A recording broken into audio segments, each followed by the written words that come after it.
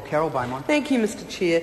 Mr Chair, I haven't had anything previously to do with this bill, but I feel the need to stand and speak on it because it causes me concern in three main areas. Firstly, issues around participation in our democratic process. Secondly, because there are real issues here about why we have such high rates of imprisonment, and this is just another piece of legislation designed to thump chests and pretend to be hard on crime, when in fact this government is doing nothing at all to address the real issue, which is the causes of crime, and includes poverty and lack of opportunity. And the third reason is it's another shambolic and shoddy piece of work. And we're going to be dealing with another piece of legislation like this tonight, and that of course is Tau Henarai's bill, which is equally a shambolic and shoddy piece of legislation that was poorly drafted, that actually had to have the real reasons and its drafting dealt with in multiple ways. So, like that one, this is a shoddy and poorly drafted bill.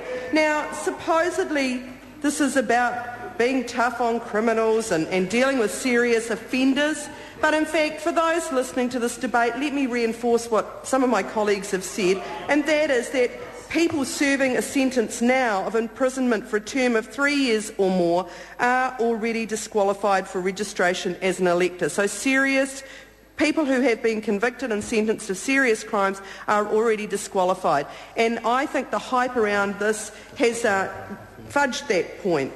There's no explanation as to the harm that this bill is designed to remedy, and there hasn't been any compelling reasons given for why this change is wanted or needed.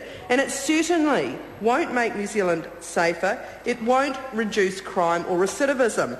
And in fact, that's the thing that I really find offensive. National love to look like they're tough on crime. Well, the reality is that violent crime has been rising under this national government. Violent crime has been rising. This bill won't do anything to stop it. It won't be a deterrent to crime. And in fact, there has been no effort made by this government to address the causes of crime, to look at what it is that leads to people to undertaking criminal offences.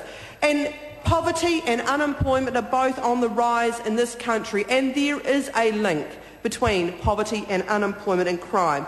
There is lack of opportunity for too many New Zealanders who already feel disengaged from the community they live in. People who have had or have been victims themselves of crime as children and have suffered from poor parenting. What is the government doing about those sort of things, the things that are the real causes of crime? Nothing at all. That's the reality. What the government likes to do is put through legislation where they can say, we've been tough on criminals, 3 strikes and you're out. We're going to stop those criminals voting. Tough on crime. Well, actually, I say to the government, do something about dealing with the causes of crime. New Zealand's rate of imprisonment is absolutely disgraceful. The rate of imprisonment in this country is disgraceful. We are at the top end of the OECD on rates of imprisonment. It is costing the taxpayer millions and millions, which would be better spent in investing in people's education and upskilling them and working to find jobs. So that's one of the reasons I feel compelled to speak on this bill. I also want to say that this bill is likely to lead to mass disenfranchisement of many people who go to prison because they are unlikely to re-enrol on release.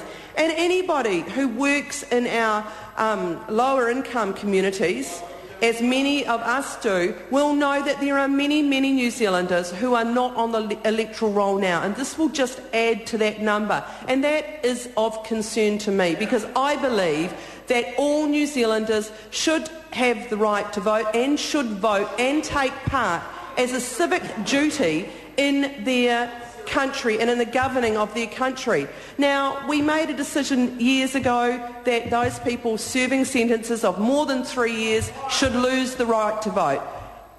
We're happy with that provision. That is serious offenders. But doing what this bill does, in actually covering anybody who is sentenced to imprisonment actually has a whole lot of negative consequences. There wasn't a problem that has been proven. The submitters to this bill were overwhelmingly opposed to it. Members, we come to